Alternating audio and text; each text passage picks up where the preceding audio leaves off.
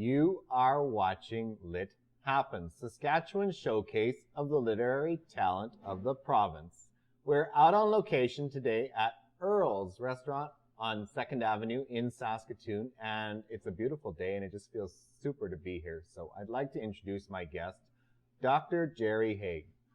Jerry, welcome to Lit Happens. Well, thank you, Wes. It's great to be back. It is great to have you back. Actually, you and I were reminiscing a few minutes ago, and I was telling you that you were one of the first guests ever on the show, and here you are back again, and I think that just says a lot about Lit Happens and you. So absolutely, so terrific program you're running, and I've managed to get that first interview, that kind of historical one, I guess, from what you tell me, on my website, which is kind of fun. It is fun. Actually, one of the things I want to get out before we wrap is your website, and we'll get to that because it is an excellent website. But first, I want to hear a little bit more about you, because I've said this a number of times. You had such an interesting career as a veterinarian. You've lived all over the place, and you retired from that, and then you became an author, and not just a typical author, but a very, very busy, active, published author. I do some storytelling, quite a bit of it. Yeah, I've been hearing about your storytelling. I guess, first of all, tell us a little bit about your career. Okay, I was born in Kenya and was lucky enough to go back 3 days after I graduated in Glasgow. Yeah. And just about my first patient was a land giraffe. Yeah. And then from there, within a year or so, I was treating a rhino that had been beaten up. Yeah. And then I got to do help a rhino that was in trouble. And there's a picture in the first book of me with my arm up the back of a rhino. Yeah. And the chapter is called The 4-Gallon Enema. Mm-hmm. We don't need to go any further than that. That certainly got a few readers' attention. Yeah. My granddaughters, that's the one photograph they remember. Really? Me doing this with a rhino. Funny how that one sticks in their mind. Absolutely. So you retired from a fascinating career as a veterinarian, working in different parts of the world. And I want to know what drove you to write and then to see your writing published, because that's quite a thing in itself. Well, it's better than sitting around doing nothing. Yes. I'd published a lot of material as a university prof, but of course you're not allowed to use adjectives or descriptions of scene or anything exciting in scientific. It's really dry there. Right. So then I'd done this other writing and discovered that I liked doing it. And so I've managed to churn out 3 books and a bunch of magazine articles and stuff about wildlife. Yeah. And I mean, your books are fascinating, and they touch on a very broad career. You've lived in a lot of different areas of the world. I guess I want to know what brought you here, because you somebody like you could have ended up practicing anywhere. Well, it was pretty straightforward. A job. I was practicing in Kenya at the time when all my cattle clients were being taken over, and the farmers, the African farmers, were put on 5 and 10 acre plots and couldn't afford to hold cattle. So my practice was dwindling. The wildlife stuff, I was incredibly lucky. Within 6 months, they banned all wildlife trading. Really? After we'd left. So this was an incredibly lucky horseshoe event for me, because I came to Canada in 75, and within 6 weeks, a guy had turned up at the office wanting some help with some moose work. Wow. I mean, talk about luck. Yeah. So it kind of went from there. I worked on polar bears in the Arctic, and been in Asia, and worked on reindeer, and all over the world, doing stuff I love doing. Oh, wow. Now, this is Of Moose and Men is your 3rd book. Right. And probably, well, the title itself is reeling a lot of people in. I know that for sure. Bit corny, but whatever. Well, sometimes corny works. People have been telling me they love that title.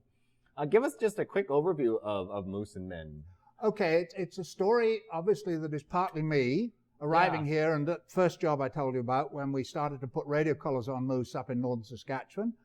And then I got fascinated with the whole culture of moose, and I was incredibly lucky to meet with some guys from the Saskatchewan Indian Cultural Center who gave me a whole lot of background about moose in Cree culture. Right. And that was terrific fun to write about. Wow.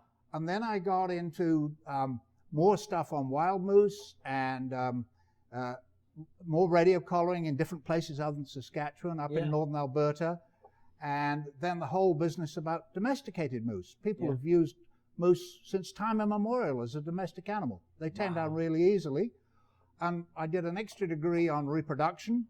And that was fun because I could roll it into here. I've got 2 chapters in this book.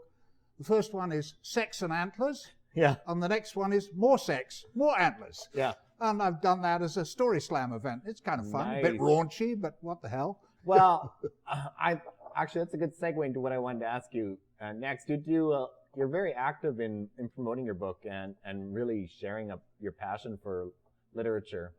You've been at Lydia's Pub, which has a really vibrant literary atmosphere on Sunday nights. And yep, sure. Maybe that's what I really want to know is, what's a typical day in the life of Dr. Jerry Haigh? Oh, these days? Yeah. Oh, writing. Yeah. Doing woodwork projects. Yeah. Going for walks with the dog. Yeah. In fall, I go hunting, fishing. We haven't bought meat in 35 years. Wow. It all comes at the end of a gun or a fishing rod. All of it. What else? Right. I mentioned writing. Visiting grandkids. Yeah. Whatever's there. Yeah. And what does the future hold for you? Because I can see you've got tons of energy. Maybe more so than even me, which is saying Who a lot. knows? But I mean, the Monty Python skit, as long as I don't fall off my perch like the dead parrot, I'll carry on doing what I do, and we'll see how it goes. Yeah. Planning canoe trips already this summer. You were telling me prior to taping, that you were doing some really interesting things with the new book.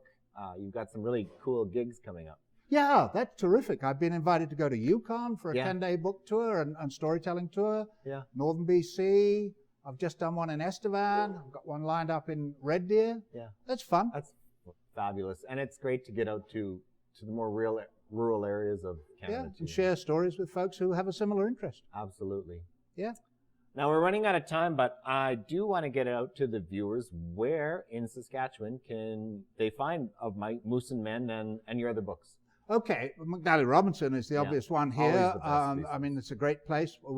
As a literary group in this city, we're incredibly lucky to have a store like that. I mean, they're great. They look after, and they've now got the books in the local writers section. So you can actually, you don't have to guddle around in nature. It's right there in the front of the store. Nice. Online, of course. Yeah. I carry a few. If people are interested in getting a signature, they have to come to me, and so on. Yeah. So it's around. Yeah. Actually, one guest on the show told me never go anywhere without a copy of your book. That's nice to hear. Yeah. Goodness me, I wonder who that was. Yeah. You tell me later. I'll buy him a beer too. I'm sure you appreciate that. Your website? What's the website address? www, of course, jerryhaigh.com. Awesome. Lots of pictures of African wildlife and moose and woodwork project, all sorts of pictures. And rather fun. The people who made it for me, the pictures actually roll. Yeah. So they change as you look at it on the front homepage. Pictures of rhino or moose or bears or whatever. Nice. Kind of fun. Actually, I've been on your website. It's terrific. I love your website. It's a lot of fun. Well, the people who did it for me just did a bang-up job. They did. Terrific. They truly did.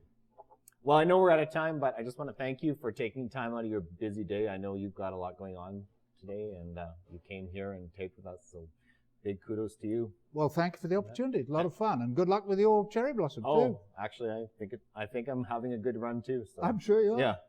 Good. Maybe we can get you on a third time. Why not? Yeah. That's all the time we have today for Lit Happens. If you enjoyed today's segment, you can see previous episodes on the Shaw TV website or on my website, www.westbunk.ca, and you can connect with us online on Facebook, YouTube, and Twitter. So I will see you next time on Lit Happens.